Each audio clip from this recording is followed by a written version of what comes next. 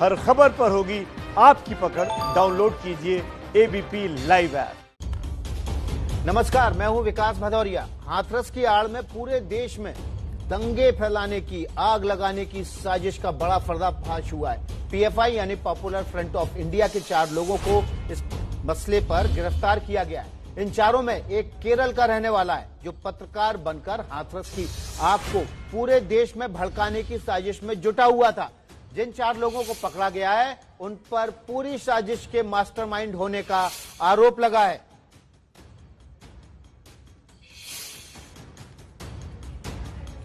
इस वक्त की बड़ी खबर है, पीएफआई के 4 लोगों को पुलिस ने गिरफ्तार किया है। मथुरा के मांड से इनकी गिरफ्तारी हुई है। ये तस्वीरें हम आपको दिखा रहे हैं आलम नाम के शख्स की। ये भी उन 4 लोगों में शामिल था जिनको मथुरा पुलिस ने गिरफ्तार किया है। मांड से इनकी गिरफ्तारी की गई है।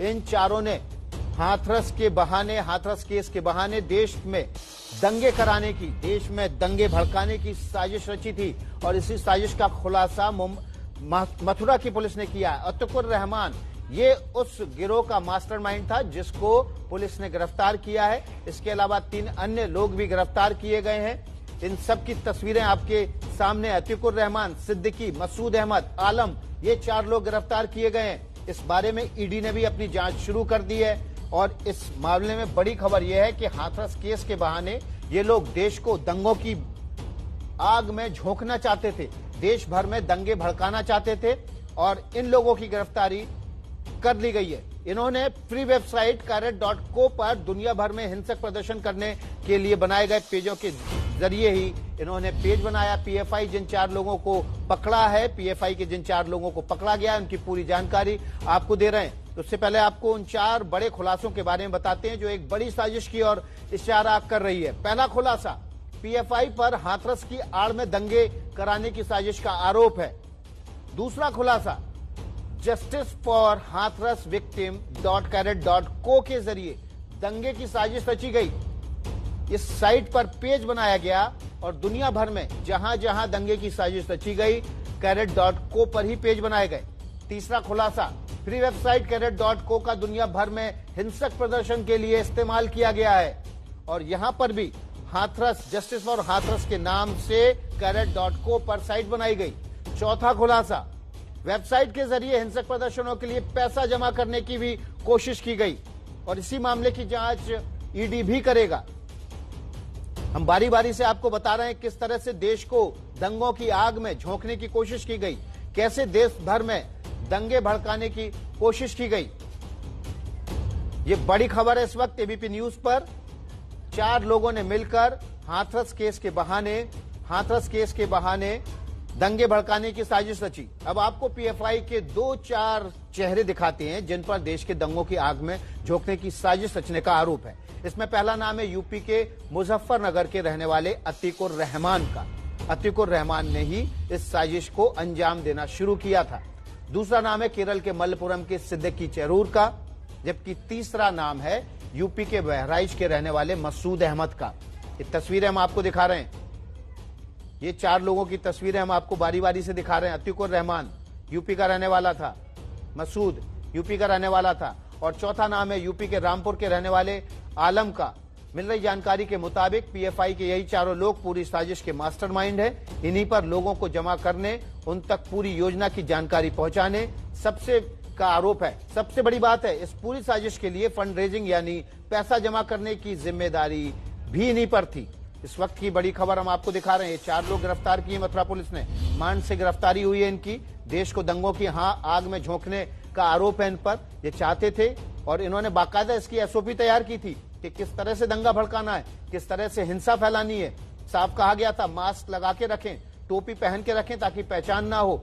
अगर कोई भी काले कपड़ों में भागे तो उसके पीछे भागें। और ये 4 तस्वीरें, ये 4 चेहरे जो आप अपनी स्क्रीन पर देख रहे हैं, ये वो चेहरे हैं जो देश में दंगे भड़काना चाहते थे। हमारे साथ संवाददाता हैं, ओपी तिवारी हमारे साथ मौजूद हैं। इसके अलावा रणवीर हमारे साथ मौजूद हैं। सीधे ओपी के पास चलते हैं। ओम प्रकाश, एक बड़ी साजिश का खुलासा हुआ है कि हाथरस केस के बहाने देश को दंगों की आग में झोंकने की साजिश रची इन्होंने और बाकायदा इसके लिए एक वेबसाइट भी तैयार की।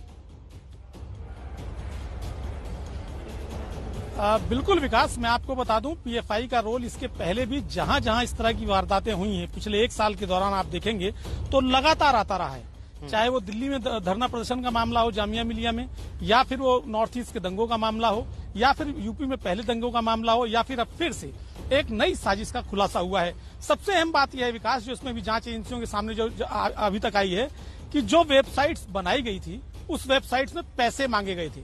उसमें कहा गया था कि आप लोग हमें पैसे दीजिए, डोनेशन दीजिए, क्योंकि हम लोग एक कॉज के लिए लड़ रहे हैं। अब जांच एजेंसियां इस बात की भी जांच कर रही हैं कि इस वेबसाइट से ने जो पैसे मांगे थे उसमें किन लोगों ने पैसे जमा कराए, कितने पैसे जमा हुए और उन पैसों का प्रयोग कहां कहां हुआ। एक सबसे अहम बात यह है विकास कि दिल्ली दंगों में भी जो पैसे पाए गए थे उनका भी लिंक कहीं ना कहीं पीएफआई या उनसे जुड़े संगठनों से पाया गया था। इस बात की जांच हालांकि अभी जारी है। दिल्ली पुलिस का स्पेशल सेल इस बात की जांच कर रहा है कि फंडिंग कहां कहां से हुई, लेकिन अभी तक की जांच के दौरान जो ऑन रिकॉर्ड सामने आया है उसमें कई आरोपियों ने कबूल किया है कि पीएफआई और दूसरे संगठनों की तरफ से उन्हें पैसा देने के लिए कहा गया था। तो जाहिर सी बात है कि पीएफआई कोई भी जो है वो अपना टारगेट छोड़ना नहीं चाहता। रच रहा था, किस तरह से दंगे भड़काने और आग लगाने की साजिश की थी इन लोगों ने।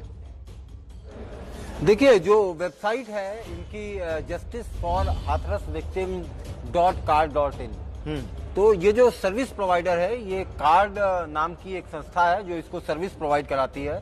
अब इस संस्था के बारे में देखिए, इस संस्था पे जो दूसरा पेज है वो है व्हाट्स हैपनिंग इन हांगकांग है। हांगकांग में कैसे दंगे फैलाए जाएं, बेसिक इन्फॉर्मेशन क्या है, पुलिस ब्रूटलिटी के बारे में बताया गया है। अगले पेज पे हम जाएंगे तो प्रोटेस्ट टिप्स एंड टैक्टिक्स, इसका जिक्र किया गया है। ये भी हांगकांग से ही संबंधित है। तो दुनिया के तमाम मुल्कों में बहुत सारे पेज मैंने इस सर्विस प्रोवाइडर के खोल रखे हैं। ये सारे पेज दुनिया के अलग अलग हिस्सों में कैसे पथराव किया जाए, कैसे दंगे फैलाए जाएं। उसके बाद मैंने कोशिश की है कि इसकी रजिस्ट्रेशन डिटेल यानी कि car.co के बारे में पता करने की। इसको 2015 30 अप्रैल 2015 को रजिस्टर्ड किया गया है इस वेबसाइट को, और यूएस के पते पे, अमेरिका के पते पे ये वेबसाइट रजिस्टर्ड की गई है। इसके ऑनर ने अपना चेहरा जो है वो छुपा रखा है और एजे नाम से इनका ट्विटर हैंडल है, जिसपे भी बहुत सारी चीजें सिक्रेसी और सुरक्षा के लिहाज से इन्होंने बताई है। यानी इस सर्विस का बेसिक मकसद ये है कि आप यहाँ पे अपने पेज को रजिस्टर्ड कराइए और उसकी जानकारी किसी को नहीं होगी। तो हाथरस का जो वेब पेज है वो इसी सर्विस प्रोवाइडर के थ्रू बना था जो कि अमेरिका का है। फिलहाल अब इसका सब यूजर कौन है और भारत से किसने बनाया, इसकी जांच करने के लिए एजेंसियों को बड़ी मशक्कत करनी पड़ेगी, क्योंकि जब तक ये सर्विस प्रोवाइडर इंफॉर्मेशन नहीं देगा तब तक ये पता नहीं चलेगा कि ये किसने पेज बनाया। और इस तरह के तमाम पेज दुनिया भर के मुल्कों के यहाँ बने हुए हैं। दंगा कराना, आग भड़काना, इस तरह की चीजें यहाँ पे पहले से ही मौजूद है। जी इंद्रजीत, बहुत बहुत शुक्रिया आपका। ओम प्रकाश तिवारी, आपका भी बहुत बहुत शुक्रिया। तीनों संवाददाता हमारे बने हुए हैं। आगे भी इसी बड़ी खबर पर हम बने हुए हैं, बड़ी जानकारी आपको परोसेंगे। छोटा सा ब्रेक।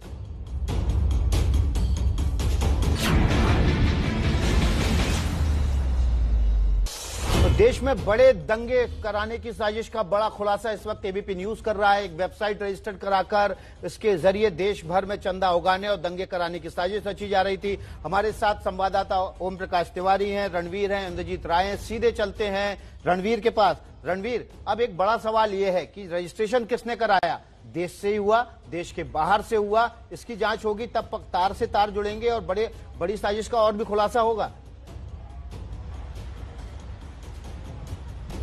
जी बिल्कुल, उत्तर प्रदेश की पुलिस और जांच एजेंसियां इसकी बात की पड़ताल कर रही हैं कि रातों रात हाथरस के नाम पर एक वेबसाइट आखिर किसने बनाई, किन लोगों की प्लानिंग के तहत बनाई और इसको बनवाने के लिए पैसे कहां से आए, और अगर पैसे मांगे गए तो किन किन लोगों ने पैसे दे करके इसको आगे बढ़ाया। और एक बड़ा पहलू ये भी है कि इन लोगों को आखिर कैसे सूचना मिल गई कि पुलिस प्रशासन को, जांच एजेंसियों को इसकी जानकारी मिली है और इसको समय रहते बंद भी कर दिया गया। और इसकी भी पड़ताल हो रही है कि क्या सिर्फ ये एक वेबसाइट है या कोई और भी ऐसी वेबसाइट हो सकती है जिस पर इस तरह के मैसेजेस, इस तरह की चीजें सर्कुलेट करने की प्लानिंग की गई हो। तो कई ऐसे पहलू हैं जिनकी जांच उत्तर प्रदेश की पुलिस और जांच एजेंसियां कर रही हैं। और आपको बताऊं कि ये जो पूरा मामला है, इस मामले में 4 लोगों की गिरफ्तारी के बाद ये तय हो गया है कि इनसे पूछताछ जब होगी और जो हो ही रही है, तो इनसे पूछताछ के आधार पर जिन लोगों का नाम सामने आएगा उनकी गिरफ्तारी की जाएगी और ये देखा जाएगा कि आखिर क्यों इस तरह से प्लानिंग हो रही है। क्योंकि उत्तर प्रदेश में पिछले साल जब नागरिकता कानून के नाम पर दंगे हुए, उसमें भी पीएफआई का नाम आया था और एसडीपीआई का नाम आया था। रक्षित का रुख कर लेते हैं। रक्षित सिंह ग्राउंड जीरो पर हैं, हाथरस में मौजूद हैं। रक्षित, यही हाथरस एपिसेंटर था और यहीं पर हाथरस की घटना के बहाने जातीय दंगों की आग में झोंकने की कोशिश हुई। बिल्कुल विकास, देखिए मैं हाथरस के उसी गांव में बिटिया के घर के पास ही मौजूद हूं और जो शब्द का इस्तेमाल आपने किया है जातीय दंगे, जी हां, ये पूरी की पूरी संरचना कुछ इस तरीके से की गई थी कि इस बार धर्म के नाम पर नहीं, जाति के नाम पर हो। क्योंकि जब दंगे जाति के नाम पर होते हैं तो जाहिर तौर पर जो राजनीतिक समीकरण है वो पलट जाते हैं एक झटके में। तो कहीं ना कहीं किसी एक राजनीतिक दल को बड़ा नुकसान होता है तो दूसरे राजनीतिक दल को उसका फायदा मिल सकता है। और इसी तरीके की पूरी जो दंगे भड़काने की ये संरचना थी, ये हाथरस के पूरे इस मामले को लेकर इसी को एपिसेंटर मानते हुए इसी के चारों तरफ ये ताना बाना इस तरीके का बुना गया था। बिल्कुल, ताना बाना देश का जो है उसको खराब करने की कोशिश थी। ओम प्रकाश तिवारी, इंद्रजीत राय, रक्षित और रणवीर हमारे साथ लगातार बने रहेंगे, बड़े खुलासे पर बने हुए।